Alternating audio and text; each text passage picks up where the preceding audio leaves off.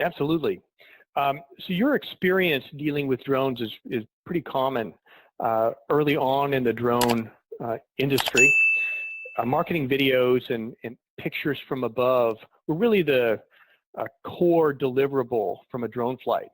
And what we found is, even though there's value in that, and that's interesting, it falls short for many who really don't want to look at the video if it's not marketing-esque.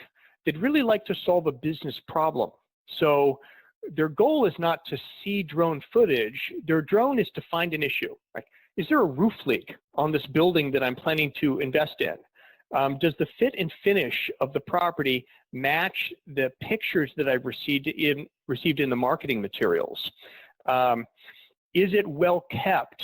What is the environment around it? I want to see it with my own eyes rather than have it rendered in text in a offering memorandum. So what we found is folks are eager to get additional data, not just imagery, in order to do their real estate analysis.